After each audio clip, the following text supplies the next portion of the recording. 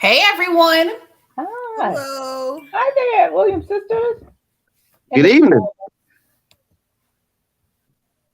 Hello, ladies. Mhm. All right, today, Yeah. December 7th, 2022. We thank everybody for tuning in for after the game. As you can see, the ladies are in the building, ready to discuss some interesting topics tonight. We're going to get into some Jerry Jones, LeBron James, Stephen A. Smith, and we have a lot of interesting things coming out the Hit It or Quit It segment today, too. So get ready for a great show. So here we go with after the game.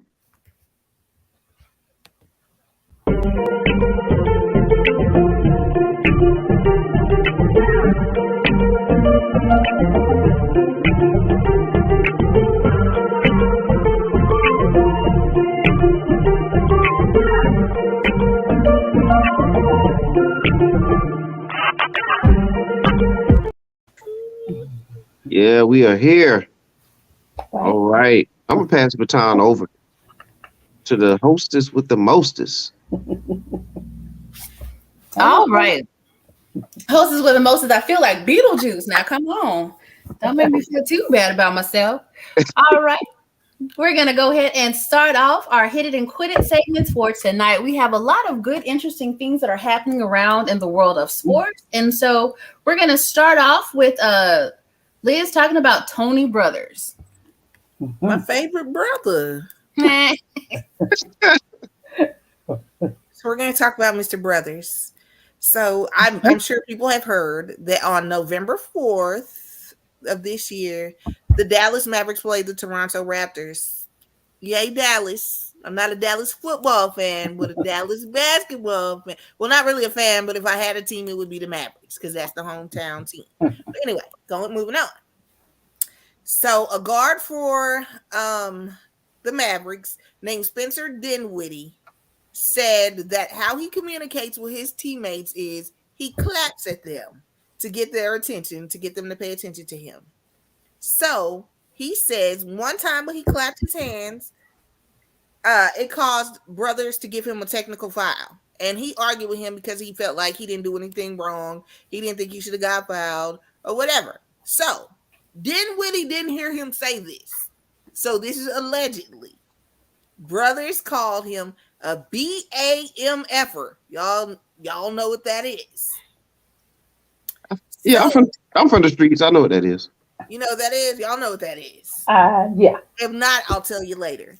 Okay, so he called him a BAMFer, but he didn't say it to his face. His teammates came back and said, "Hey, did you hear what he said? He was talking about you." Mm-hmm. So allegedly he said that. So basically, Dinwiddie then makes this kind of, to me, it's like a pissing contest. He went and did an interview and he told reporters, I don't care what he said, but he should have been a man about it and said it to my face, not behind my back. Whatever. Child, please. So anyway, Mr. Brothers has been in this league since the 94-95 season, and he is well respected in the NBA. So basically, they just told him, you're going to sit down one game, you're going to miss one paycheck, and then you come back, and we don't think it's going to affect your reputation moving forward. And my question to you, Tyrone, because you're a referee, is when you are in a basketball game, because basketball games are high-paced and high energy, have you ever had an altercation or anything like this happen to you? No, I have not. Not the way that this is being spelled out. Not to the point where I've said something using that type of language towards a player or a coach. No, it hasn't happened to me. Would I be surprised if it's happened? No, I wouldn't be surprised because there's so much intensity out there on the floor, and there's a lot of. I'm gonna use the word animosity, but I just think it's more of a, it's more of a competitive instinct that comes in because players are trying to win, and you have the arbitrator, which is the officials that are going to make calls that may not go in your favor. You know what I mean? And so there's that small window of time right there where you have the different reactions and things like that. So I can see it happening, especially at that level where you have grown men playing. You know what I'm saying? So the attitude's a little bit more different than having younger, like youth players and collegiate players, where you still have that adult to child, if you will, dynamic. In the pros, is man to man. So, people talk to each other a little bit different. So I can see it happening, but it hasn't happened to me personally. And Okay. in Brother's defense, Dinwiddie does admit that he cussed at him first. So he Right. used foul, vulgar language towards him first. Mhm. And then he responded however he wanted. I think we have to remember that people are people too. Like they have same feelings and emotions and they get mad sometimes and sometimes they act out. He's a human being just like everyone else. Mhm. May I chime in? Yes, ma'am. Okay, I would like to say that I read about the incident, and just as you said, he was apparently a foul was called for clapping. Now, I don't know, Mr. 411, have you ever called anybody for a foul because they were clapping? Well, remember now, you called a technical foul. Is that correct, Liz? It Yeah. was a technical foul. Mhm. Okay, so it's still a foul, but technical foul. Just for the listeners, that let them think that it was a foul, like somebody made a Well, that's I'm sorry. contact with them. I should have But he been did call more. it a technical foul. Could be because it was maybe distracting or something like that. Have to go back and see when it exactly happened. But there's times that you can call a technical foul for clapping, if it's done in a way that's Distracting being disrespectful. I can understand that. My right. question to you, and now I do have to say I have a unique standpoint here because I have actually attended games that Mr. 411 officiated, and so I have seen him in action. And to his credit, he is a very cool customer when it comes to officiating a game and keeping himself in the moment as a professional. He's like so irritating. Like if you're yelling at him, Mr. 411 is not yelling back. He's just kind of looking at you and waiting for you to shut up. And you get that feeling. I'm not saying that I was the one that was yelling at him, but I was one of the people yelling at him. And he really does keep himself very cool, calm, and collected. And I do respect that. It makes you want to just punch him, but I do respect it. Now, as far as Mr. Brothers is concerned, um, this felt so childish. I mean, like the guy's walking away, he's like, he's just saying it, he's a ref, like you said, he's people too, but like his friend goes in, it's like when somebody wants to start a fight, it's like, okay, you hit my hand, and then I'm gonna go hit him and tell him that was from you. It's so stupid. It's like what are you telling him that for? He called you up. Well, so I don't get what the problem was. Honestly, we're all grown-ups. They're grown men. I don't see a problem with it. So maybe that's just me being short-sighted in some kind of way. But no, I'll say this, Lacey. I agree with you because it's like, okay, if language is being used all around, yes, okay, so language is used. It's like now I take a great offense to being called something specifically. I get it, but it seems like it's, you know what I'm saying? Like being called BAMs and MFers and whatever seems like. Damn, that's what it is. It's like there's going to be a lot of that on the court. Right. That, it's like the guy even admitted, Dunwoody, whatever. He admitted that he cussed at the guy first. Right. So it's kind of a weird thing. And once again, I'll go back to where are our standards of operation? Like, it's not a big, apparently it wasn't a big deal because like the NBA didn't put anything out about it. They didn't. It wasn't reported. So it's like, okay, sit down and be quiet for a minute. Like this man's been, he's been reffing for like over 29 years. He's like one of the longest, like he's had one of the longest careers at this. So, I'm sure it's not the first time. I think he deserves to call somebody every now and again. Every now and then. Unless it's in his contract that he can't. Yeah, and speaking of that, there are some unwritten type of things. Like there's certain ways that officials are supposed to handle things and deal with things. So, but at that level, sometimes they are, not saying just the refs, but just the dynamic between the players, coaches, and officials. They handle their business a little bit differently. And, so long as it's not something that's super disrespectful, they kind of do that kind of stuff and move on. But they don't do it all the time either. So that's why it's just kind of interesting that it came out to the level that it did. But it'll all be water under the bridge. They'll be cursing at each other later on. Exactly. Well, people's feelings get hurt, and so like if I'm offended, and we're all offended, I'll make a big deal about it. And speaking of hurt feelings, Lashana, let's talk about Miss Nia Long. All right. Listen, y'all know I love me some Miss Nia. Love Jones is one of my favorites, except for I hated her poem. It was the worst. But she's just a beautiful person. So we know that she's been dealing with the whole affair of her longtime partner and fiance. So last week, she posted new beginnings. And so she posted a new place, and then she quickly deleted that message.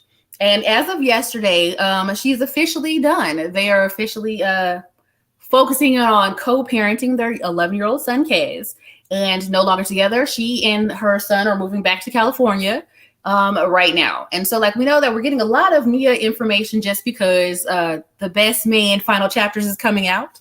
And so I think that's why we really are seeing a lot of things.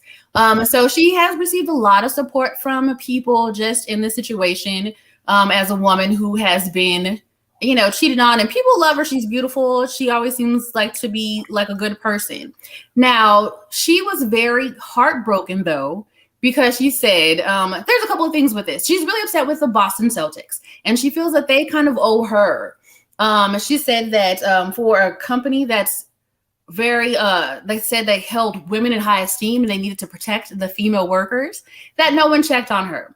And I know that some people had some buzz about how the team didn't owe her anything, but let's be honest, the young lady that the man was sleeping with was the one planning and planning her trips, all of her things. So she was included as a part of the team or as an extension of the team by being the coach's girlfriend. And so she says ain't nobody called and checked on me after the fact. But let's talk about before the fact.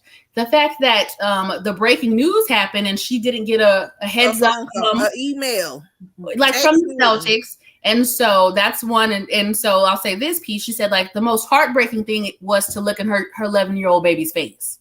She had to go pick him up from school because now there's this whole buzz about, your dad cheated on your mom and all of that. And she's I didn't have a heads up to kind of prepare him for that.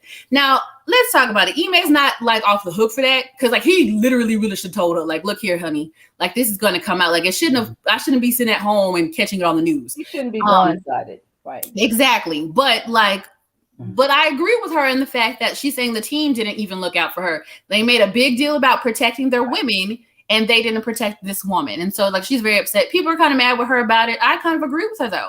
What are y'all thoughts? I think you should have sent a pigeon or something. You could have said, hey,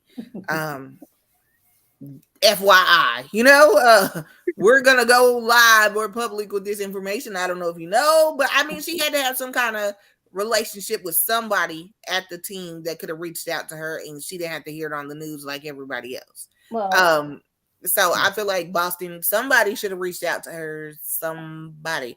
If it was just the woman's husband calling saying, hey, did you know? Somebody should have called her. I'm just saying. Well, the person that should have called her is Mr. Dumbass. I'm sorry, Mr. whatever his name is, Ume.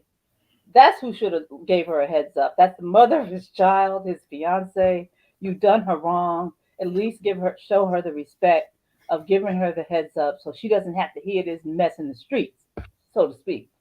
But as far as the organization, I agree that if they want to call themselves, I'm quite sure that what's her name, whoever he was sleeping with, from the team that, as far as I know, didn't get suspended.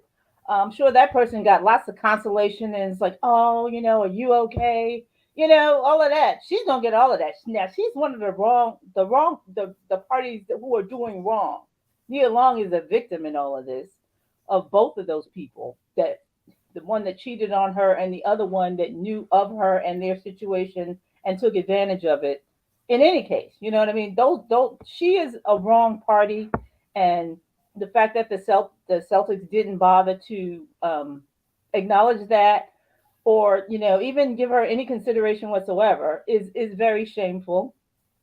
But and this, all I can say at this point is that she is Nia Long is certainly better off without that man for him to do what he did and then let her be blindsided. That is like unforgivable. You are like just a piece of crap. You are such a little punk of a man that you can't stand up to this 5'2" woman and tell her the damn truth. I'm sorry. Whew. No, like I agree. The onus is on him, but like the team, like I said, the team saying that we're caring about women, but you couldn't care about this one. Mhm. So we agree. Oh yeah, well, we'll just give a shout out to Miss Dukes here. She says good evening to everybody. Good Hey, Miss Duke. evening. Pleased to meet you.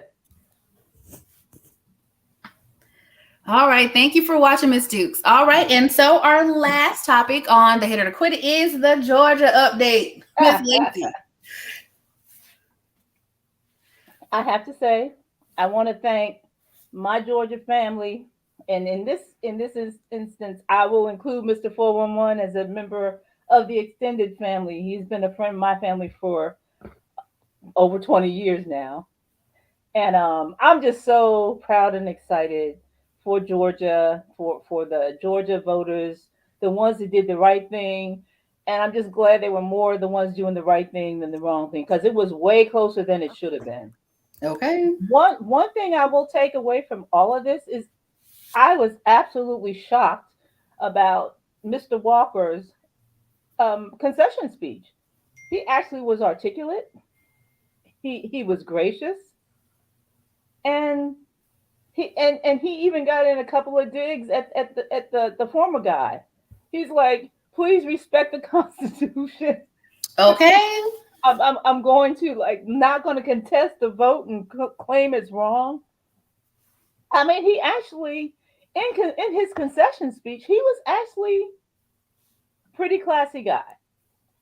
I was happy to see that. Now he needs to take his ass back to Texas, where he actually lives. No, thank you. Excuse me, and stay the heck out of Georgia.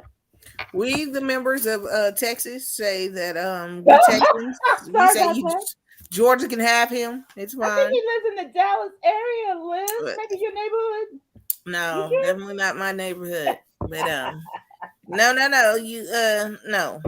He might be running in a district near you, honey. Look out. I was gonna say, like, he probably is going to like pop up again. Mm-hmm. Now in Texas, since that's where he really lives. Right. So, Well, but congrats. he'll help Trump with his campaign. He'll help Trump with his campaign. Hopefully that's it. Yeah, they deserve each other. There you go. All right, ladies, we had some good topics. Any final thoughts? I'm good. No. Way to go, Nia. Good for you. Starting over makes the most sense. Till starting over leads you right back where you started at. So we'll see. That might be an update for another day, another show. Yeah, I hear you. So, Mr. 411, I think it's time for a commercial break. We'll be right back. Mm-hmm.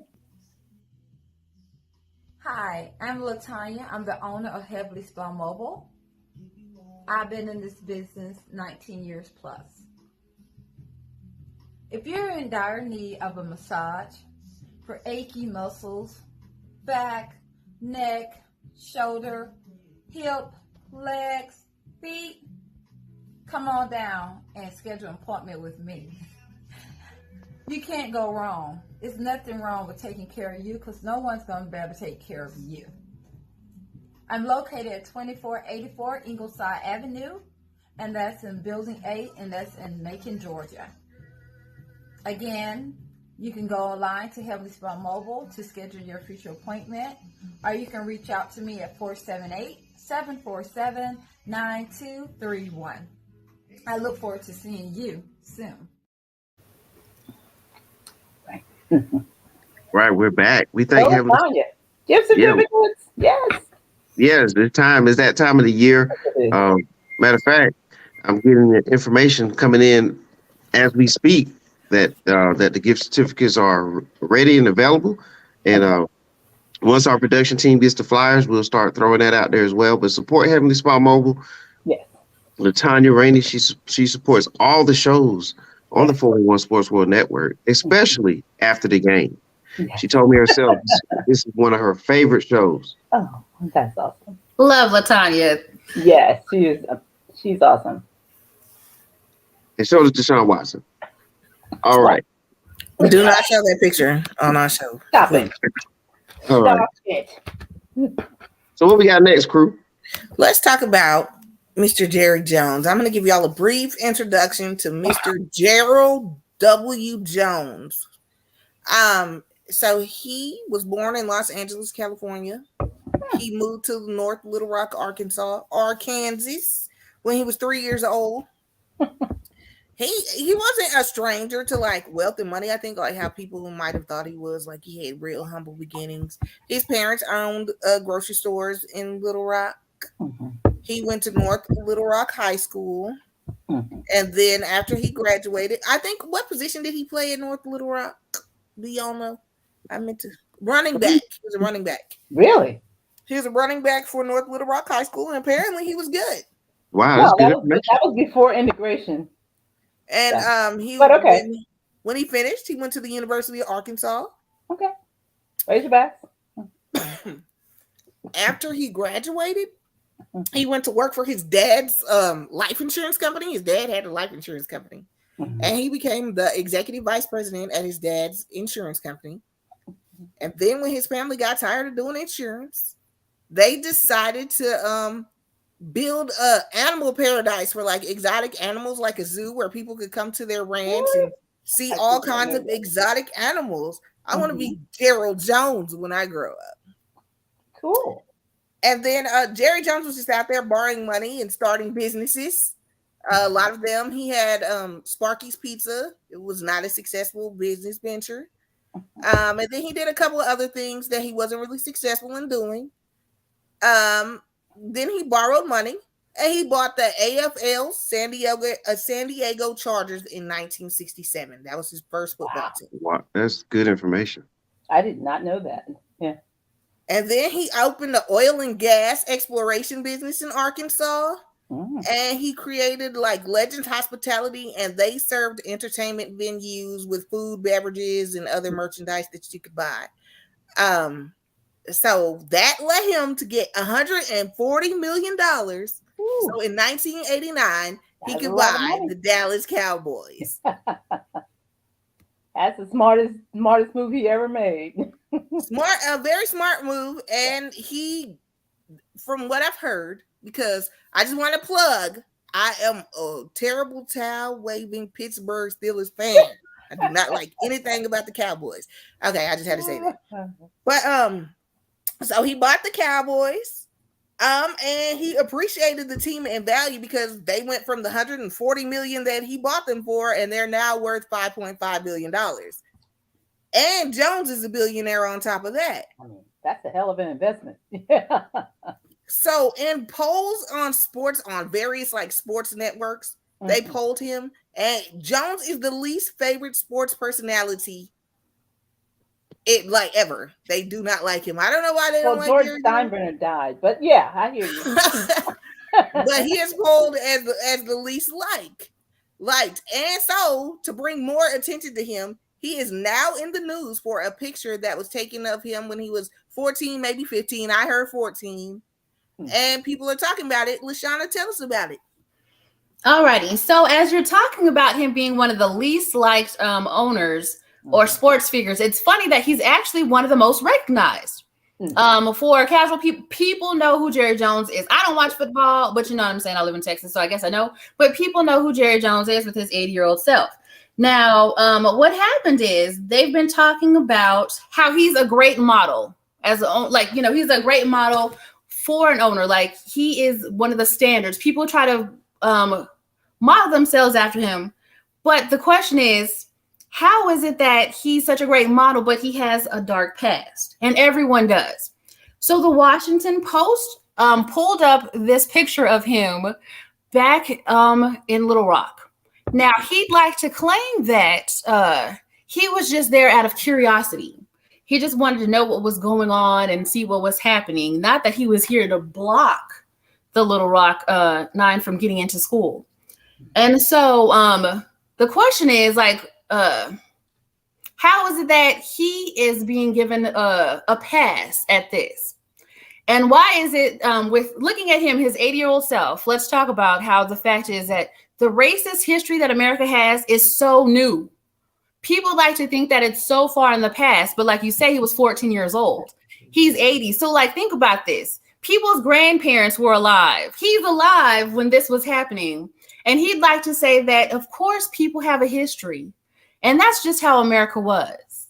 Mm-hmm. But here he is, the owner of a team with a majority of black players and can't get a black coach. And so that's the question. It's like, so we're not going to answer to your past. Like, you're trying to say everyone had like indiscretions when they were young.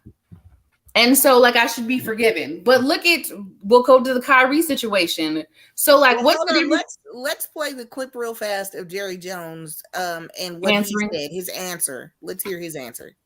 Okay. 14. What are your thoughts on the Washington Post article and how the picture they painted of you from a picture when you were 14 years old? Yeah, that was,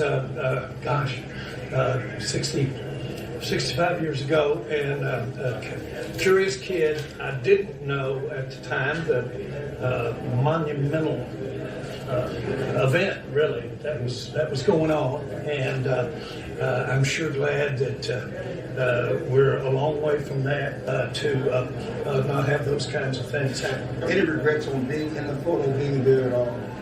Well, I wouldn't have just dug that up, for sure. I mean, seriously. But I got criticized because I was more interested in how I was going to be punished by my coaches and everybody for being out front. But nobody there had any idea, frankly, what was going to take place. Just real fast, let me interject this while I'm thinking about it. What I got from what Jerry Jones was saying is, back then when I was 14 years old, 65 years ago, I did not know I was Gerald Jones, not Jerry Jones. I didn't know I was going to be billionaire owner of the Dallas Cowboys and they would go dig that picture up. That's all I got from that. Like, I did not know that this was going to be my life back then. And I didn't know that if it was my life, somebody would go find that picture and dig it up. Like, I don't think he has any regrets or remorse and I don't know what his role was in there, but you were there and you know what was going on. And you definitely didn't look like you were stopping anything. So I just think his greatest regret is that he's Jerry Jones and he got caught. And so I guess the problem that a lot of people are having is like, why did you not denounce that? You can denounce it. You could say like, I'm not in fact racist. I wasn't there for any racist behavior, or I wasn't there to stop anything, right? He could say that. And no one's really pressing worried about what was going to happen when his coach found out. Exactly. All right. So any thoughts, Miss Lacey? What you got? Oh, I got a few thoughts. Yes, ma'am. I'm trying to kind of like I'm bending my mind around. I remember being 14 years old. It was a long time ago, but I do remember it. And you're not particularly well-formed or well-informed. You are at that point in your life generally a product of your circumstances. I will say that. And I understand that Jerry Jones is using the "I was only 14" thing, and that's kind of fair. I think it's fair. However, you know who else was 14? Emmett Till. At the same time, yes, ma'am. I'm sorry. I'm like, it just makes me furious when I think about him being 14 and Emmett Till being 14, and somehow you're supposed to get sympathy when he got none. That's a separate issue, and I get it. But if you try to juxtapose those two things in your head, it makes it very difficult. It's very difficult. However, I will say this. I've listened to a lot of people, just as research for this show. I was listening to Stephen A. Smith, and he was talking about, because he has a long time, well-publicized friendship with Jerry Jones. And he was like, well, people are going after him for something that happened 66 years ago, whatever it is. And I'm like, I kind of agree with that, but you can't really outrun your past. Like if you're 14 years old and you killed somebody, if you're a black person, you're probably going to be, charged for it. And, it's hard because 14-year-olds are shouldn't be held accountable for a lot. They shouldn't be in charge of anything. But it is what it is. America's history is this kind of ugly. I believe that there are, like, in every single person who was alive when Jerry Jones was that 14 years old in 1957, every single person who lived in Arkansas, well, maybe not every single person, but lived in Arkansas, Texas, or what other places were they trying to integrate back in the day? You know what I mean? Almost everybody had a picture like that. I'm sure of it. Even if nobody actually snapped the picture in the moment, this was the law of the land that they were like trying to usurp. They didn't want changes. And I understand, like, when you're raised in an environment, you don't know anything else. Honestly, you don't. I grew up in the Bronx, and I can say from that, I didn't know about the outside world the way that it was because I knew only about my little world. And I think when we're growing up, particularly people who grew up way back then, we didn't have the internet and stuff to tell us how other people were living. And it's like, I get that you are a product of your environment when you're 14. You just are. You don't have any real capacity to see beyond the walls that surround you. Should he apologize for it? Of course. It's like if you saw a picture of me when I was 14 kicking a puppy, you know, if I didn't know any better, I should apologize. If I see it, like, and I'm 80 years old now, and I'm like, oh man, I was kicking a puppy. That's not a good thing to do. I know that now. You always should acknowledge, like, the growth. Like, I recognize that was wrong, and I will condemn that and say that I have, like, lived a life where honestly, like, Jerry Jones has made a very wealthy men of a lot of black men, through football. But and then people say, well, he didn't none of them are, he didn't, hire a coach. Well, I mean, it's a developing thing, you know. I mean, they were talking about Denny Green, and I love Denny Green. I do. But did he win a Super Bowl? Was he a shoe-in? No, not really. I mean, I think he's great. But as I said, you're a product of your environment up to a certain point. And when you grow up, you got to pay attention to the stuff that he has done since. Maybe he hasn't hired a black coach, but he has damn sure hired a lot of black people. Yeah, but I think that's to his benefit. I mean, like, not to be funny, but like, I mean, it's all to his benefit. Like, it benefits him. I don't know, like, what has he done or any programs or anything he's instituted that helps black people? How about, like, help Arkansas? You know what I'm saying? Like, do you support the Little Rock High School? Like, why not keep up the history of the integration now that you understand that was wrong? Why don't you support a museum or, the history? I honestly don't know what kind of philanthropy he participates in. I don't know, honestly. I know that there are some very prominent black people who have only good things to say about him, but his record says something else. If you look only at that part of the record, he hasn't hired a black head coach, but he's hired a lot of black people. That whole organization, So it's like I feel like everybody's got some good and bad in them. And I don't think that he's any worse than, like a regular person. It's like there's so many people that are terrible. Like, I won't even say it. You know who? That right. guy is awful. And I hate to say it, he's a New Yorker. Oh, he's worse. Well, I just say that there are plenty of there are plenty of a certain race of people that will hire a certain race of people to work for them, to come clean their house, to cut their yard, to do whatever. Yeah. Oh, yeah. Yeah, you pay them for the job, though, so that doesn't negate you from being racist because you'll hire somebody to work for you. Now, let's get to Mr. LeBron James. Play the clip, Mr. 411. Okay. Question for you guys before you guys leave. I was thinking when I was on my way over here, I was wondering why I haven't gotten a question from you guys about the Jerry Jones photo. But when the Kyrie thing was going on, you guys were quick to ask us questions about that. Okay. Hold on. And I don't even want you guys to say nothing.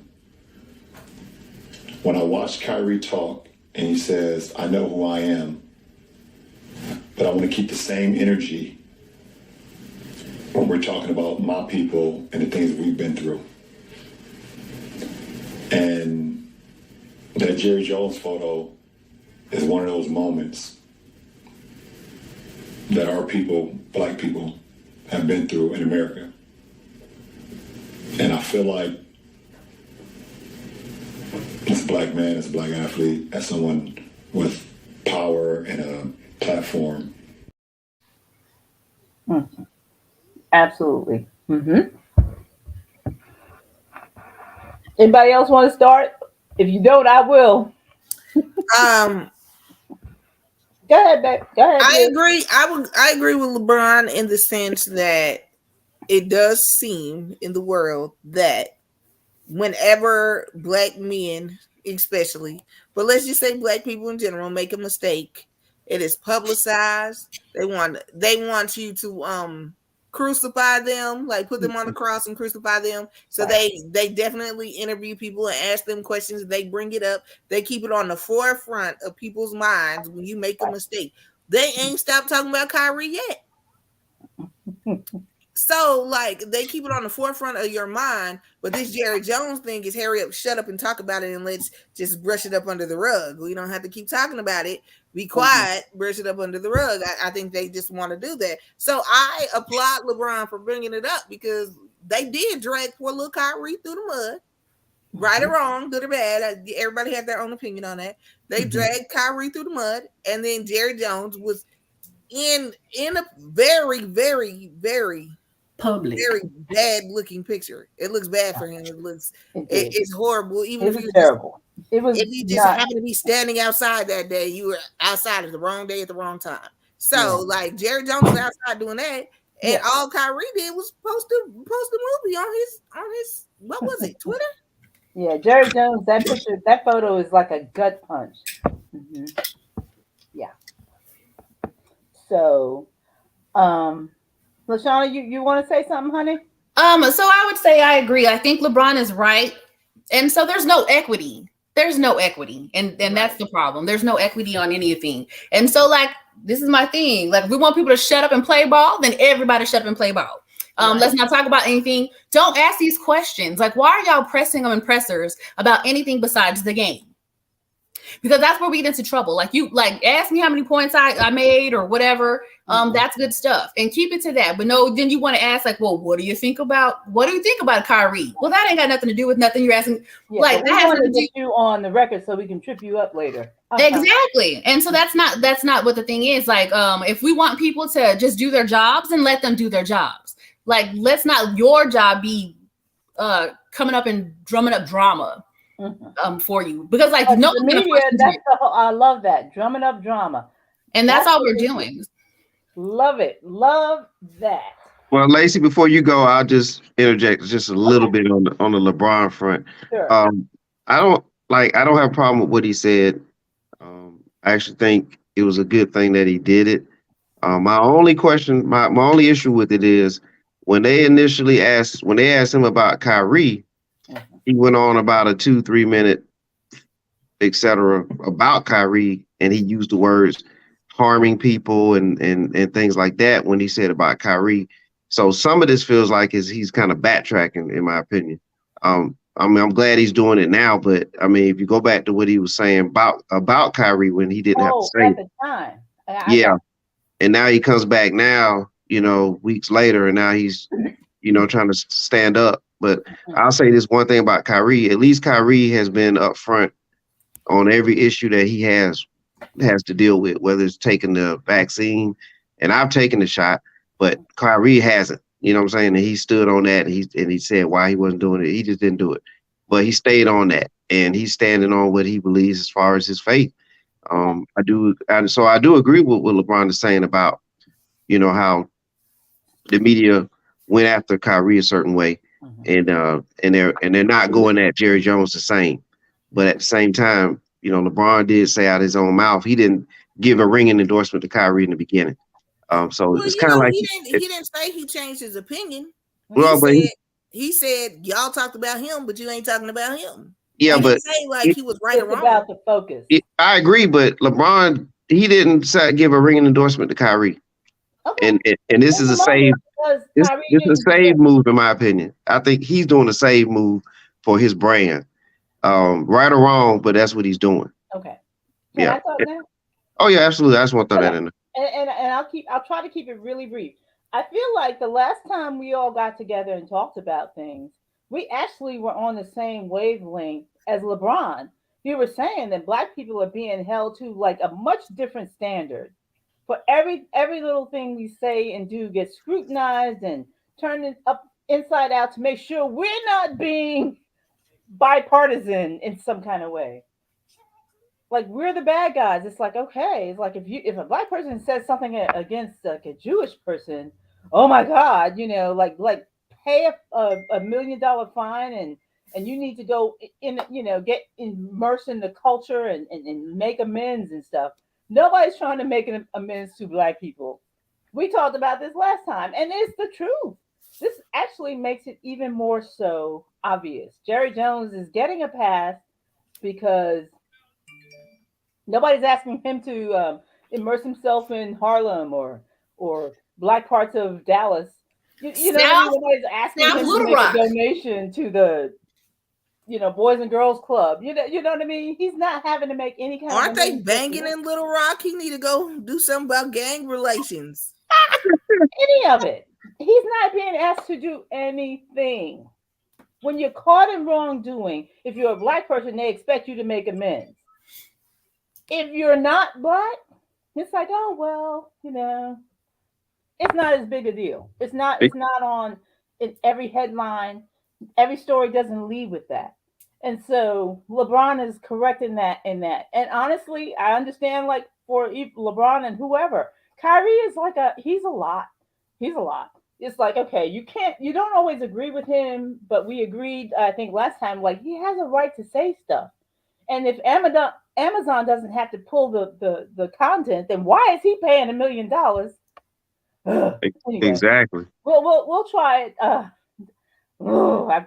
I've got so many thoughts in there, but mostly I want to end with this. I'm so happy that my Georgia family, thank you for upholding democracy.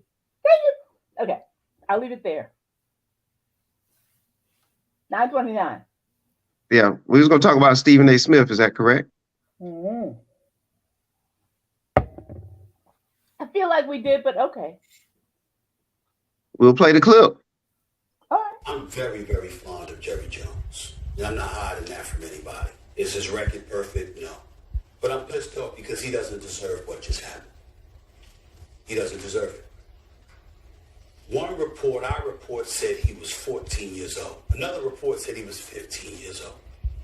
At minimum, that's 65 years ago. You're going to bring up a picture of Jerry Jones standing at this protest, but you're going to bring up a photo of him when he was 14, 15 years old. 65 or 66 years ago. And by the way, I don't have a problem with the photo. I don't have a problem. If he was 30, 35, 40 years old, that's different. But a 14, 15-year-old kid raised in the South who literally is just standing there looking. No. Mm-mm. Mm-mm. Nope. Nope. Let me. Okay, so I grew up in the 80s and in the 90s. But at 14, I thought I was grown. And I wasn't grown. But at 14, I thought I was grown. Lashana will tell you, at 14, I thought I was grown. Mm-hmm. And Lashana will also tell you, at 14, we knew we had a concept of right and wrong. We knew right from wrong, and we had responsibilities, and we knew what we were supposed to do, and we knew where we were supposed to be, and we knew right from wrong. Period. And so to say, oh, okay, well, he was 14 and it was 65 years ago. What does that mean? That means he had 65 in his society where he grew up. When he goes to church, they say they're following all the right things. We know it's wrong, but he's indoctrinated into that system, and it's like everything that they think that they're doing, they think they're right, and Yeah. We don't have that kind of protection where we can afford to Absolutely. be And like, once again, like, did he denounce anything? But if he had just said, I was standing outside with my friends, I didn't know better. Like, or I don't think like that, or that's not how I feel now. That was 65 years ago. I was outside with my friends and I was just trying to fit in. And that's not the way I feel. And that's not the way I think 65 years later. Then we could have probably been like, okay, the Jerry Jones picture. But you said I was more concerned about getting in trouble with my coach. What? Right. You're not denying any wrongdoing necessarily in being in that it's place not at his that fault. time. Yeah. Plus, And like so, I said, Emmett Till was 14 also. Yeah. accountability and responsibility goes a long way, folks, with me. And so Jerry Right. Jones. And at 14, if I was concerned about getting in trouble, I wouldn't have been outside, and you sure wouldn't have caught me on film. Okay. And what's your closing thoughts on Stephen A. Smith and basically with his comments? Was he correct in supporting Jerry? Shut up. Jerry's his friend, and he knows him different. He knows him. He has a close relationship with him. I can understand somebody like he has a relationship with him that has nothing to do with race. I get that. Jerry Jones has evolved in his own way. However, Stephen A. Smith is a friend of Jerry Jones, and it's like there's a whole bunch of people who are not his friend who look at that picture and it's like, this is where you came from. How far did you get from there? I'm not sure. And so, like, deserving of anything, I don't know. Like, are you deserving of someone showing what you've done? And let me just say this, it has nothing, like, Stephen A. Smith he's bonkers to me. Like, he be on both sides of the fence all the time. Like, you know what I'm saying? Today he'll be like, yeah, and then tomorrow he'll be like, no, on the same exact thing. So he kind of trips me up on that. But like, so people talking about critical race theory, this is exactly why we won't get it. People don't want their grandmama's picture showing up. Like, because these people are still alive. And because they were young people and they were brought up in this system. And so, like, we don't want to see that. Like, we don't want grandma and papa out there just like Jerry was on them steps. And so, like, that's what we want to talk about. But that's the reality of it. It is, but like, they don't want to take responsibility for it. And we're not saying that he does not say I was wrong or it's not right. And we should be moving forward from that point. And so that's where we are. Like, we're left with it is what it is. Don't know how to apologize. They don't know how. They never had to. So well, they don't have to. Though. Should he apologize? That's our final question. Should Jerry Jones apologize? If he doesn't mean it, I don't believe in apologizing for stuff that you don't believe in. I don't either. So I think we're just kind of left with what we got. You got what you got, and that's you mean all like we with Kyrie and Kanye. And... Yeah, I don't believe in apologizing for anything I don't believe in. So yeah, I think he should give me $1 million to my black ass foundation. That's exactly. I want some. Yeah, give me $1 million just because I'm black and you offended me. Oh, it's so nice to spend time with you guys tonight. I am loving it. All right, well, we thank you all for joining us tonight. Y'all be easy. Thank you, Liz. See you next time. Miss Lacey. Cheers. And Mr. 411. Happy birthday tomorrow, Have a Mr. good one. 411. All right, well, thank you. Oh, it's your birthday tomorrow, Mr. 411? It is. Oh. Well, happy birthday. All right. Way to bring it in. I wouldn't bring it in any other way besides with you all. Well said. All right, have a good night. Okay. Good night. Good night, everybody. Bye. Love you.